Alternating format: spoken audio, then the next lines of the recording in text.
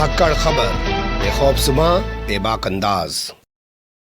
धाकड़ खबर के news room से मैं आपके साथ हूं अकरम रईस खान। बड़ी खबर आ रही है, 3 बड़े अपडेट हैं मेरे पास और तीनों अपडेट्स को जब आप देखेंगे तो आपको अंदाज़ा लग जाएगा कि ये हो क्या रहा है। लेकिन जब इसके पस मंज़र में आप जाएंगे तो आपको पिछला साल याद आ जाएगा जब कोरोना का दौर चल रहा था और सरकार नई शिक्षा नीति लेकर आ गई थी। किसानों पर भी तो कानून इसी दौर में थोप दिए थे, जैसे किसान इनसे मांग रहे हों वैसे, और कानून की इनसे डिमांड करके देखिए कि साहब हमारे लिए फला कानून बना दीजिए। वो नहीं बनाएंगे, लेकिन जो इनको भाता है वो ये दबे पांव भी बना देते। खैर छोड़िए शिक्षा नीति की कहानी। कुल मिलाकर 3 खबरें जो हमारे पास हैं वो ये कहलाती हैं कि कैसे कैसे करके सेना का भगवाकरण किया जा रहा है, कैसे कैसे करके डॉक्टरों की पढ़ाई करने वाले जो स्टूडेंट्स हैं, बच्चे हैं या आने वाले जो डॉक्टर हैं, उनका भगवाकरण किया जा रहा है। और कैसे कैसे जो इंजीनियर तैयार किए जाएंगे वो आने वाले टाइम में कैसे भगवाकरण के बारे में सही से जानकारी रख पाएं, वो तमाम तैयारियां की जा रही हैं। सबसे पहले बात सेना की।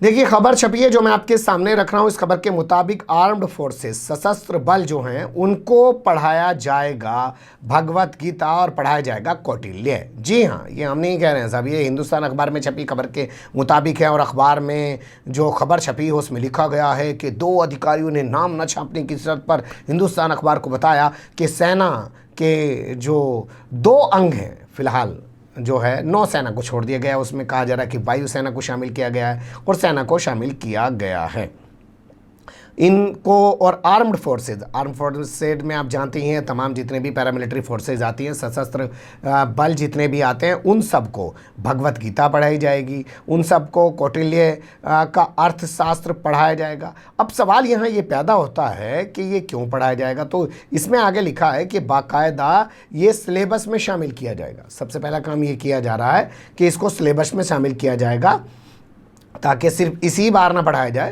कंटिन्यूसली अगले बार भी पढ़ाया जाता रहे। सिकंदराबाद में स्थित है कॉलेज ऑफ डिफेंस मैनेजमेंट, उसके ज़रिए यानी जिसको CDM कहा जाता है, उसके हेडक्वार्टर में ये तय किया गया और कहा गया है कि PM मोदी के दिशा निर्देशों के आधार पर CDM ने इस तरीके का निर्णय लिया है कि छात्रों को बताया जाए कि प्राचीन जो हमारे ग्रंथ हैं उन पर शोध की जानी बेहद ज़रूरी है, उन पर अध्ययन किया जाना बेहद ज़रूरी है। उनके ज़रिए आधुनिक युद्ध, भाई जो आज के दौर में लड़ाइयाँ हो रही हैं, उनमें कैसे सैन्य सिस्टम का इस्तेमाल किया जा सकता है, पूरा हमारी सैन्य ताकत का इस्तेमाल किया जा सकता है, वो काफ़ी प्रासंगिक हो सकता है। साथ ही जीवन की नैतिकता का ज्ञान भी इससे हमें मिल सकता है और हमारी अंतर्दृष्टि जो है उसका भी एक ख़जाना खुलकर लोगों के सामने आ सकता है। ये तमाम चीज़ें कही गई हैं। यही नहीं, हमारा एक स्वदेशी दृष्टिकोण भी बन सकता है। भाई अभी तक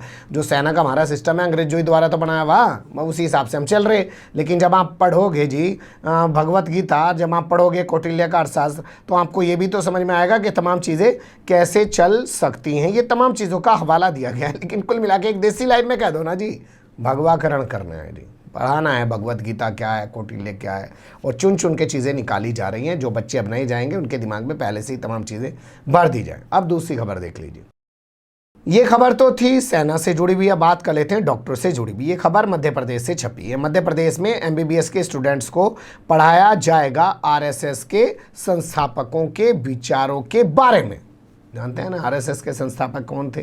बलीराम हेडगेवार, उनके बारे में पढ़ाया जाएगा। इसी तरीके BJP के जो संस्थापक थे उनके बारे में पढ़ाया जाएगा। दीनदयाल उपाध्याय के, उनकी कितने महान विचारक थे। बताइए जो डॉक्टर की पढ़ाई कर रहे हैं बच्चे, उन्हें इन सब चीज़ों को पढ़ाने की क्या ज़रूरत है? लेकिन निर्णय लिया गया है सरकार के ज़रिए, तो आप क्या कर सकते हैं, सरकार जो चाहे वो पढ़ाए।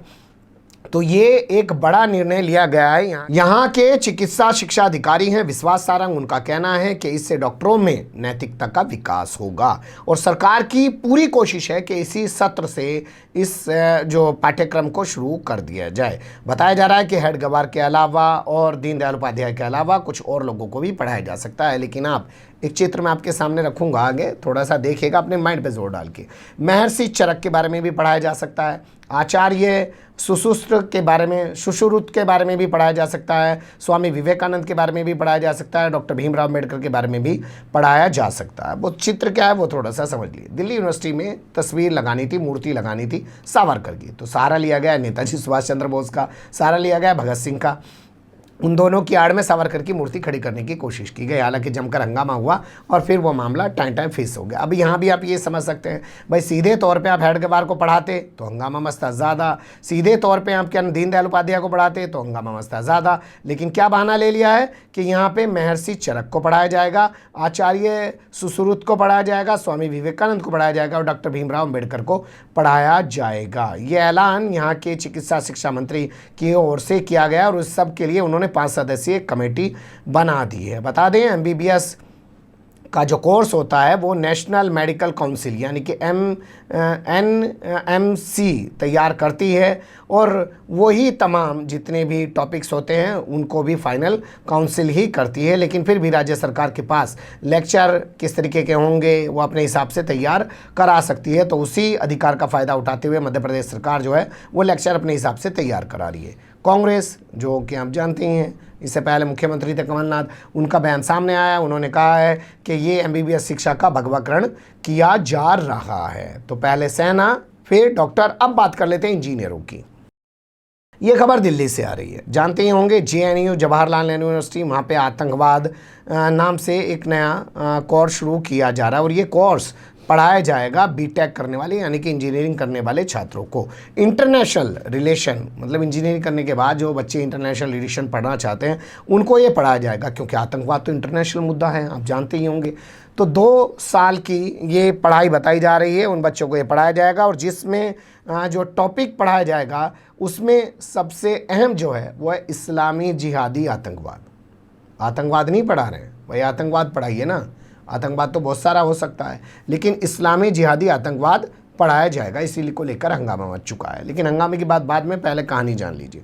17 अगस्त को JNU एकेडमिक काउंसिल की एक बैठक होती है और बैठक में कुछ लोग विरोध भी करते हैं इस चीज़ का, लेकिन फिर भी काउंटर टेररिज्म के नाम से एक पेपर जो है वो कोर्स में शामिल कर दिया जाता है, जिसे छात्र जो हैं वो स्वेच्छा से चुन सकते हैं। मतलब पढ़ना चाहें तो पढ़ सकते हैं, नहीं पढ़ना चाहें तो नहीं पढ़ सकते हैं। लेकिन कुल मिला के अगर पढ़ना चाहते हैं तो उनको इस्लामिक जिहाद, आतंकवाद के जो है बारे में पढ़ाया जाएगा। कहा जा रहा है कि कट्टरवादी धार्मिक आतंकवाद जो है वो असल में इस्लामी जिहादी आतंकवादी है। इसको लेकर कुंवर दानिश अली जो मेंबर ऑफ पार्लियामेंट हैं बहुजन समाज पार्टी के, इसके अलावा बहुत सारे लोग, बहुत सारे स्टूडेंट जो हैं वो काफ़ी हंगामा कर रहे हैं। लेकिन लगता नहीं है कि उनके हंगामा करने का कोई फ़ायदा होगा। पर कुल मिला के इन तीनों तस्वीरों को देख के आप ये कह सकते हैं, क्या सेना हो, क्या डॉक्टर हो और क्या इंजीनियर हो, सब जगह जो है माइंडसेट किया जा रहा है भगवाकरण शिक्षा के तहत, भगवाई बनाया जा रहा है उनको। तो यही 3 खबरें थी, मुझे लगा कि आपको रूबरू कराया जाए। बने रहेगा धाकड़ खबर के साथ। फिलहाल कमेंट्स के रूप में आप लोग अपनी राय दे सकते हैं, खबर को लाइक कर सकते हैं, चैनल को सब्सक्राइब कर सकते हैं, ज़्यादा से ज़्यादा हमारी खबरों को शेयर कर सकते हैं। फिर ऐसे ही किसी सुलगते हुए या उलझते मुद्दे लेकर मैं आपके सामने हूँगा हाजिर। फिलहाल अभी मुझे दें इजाज़त।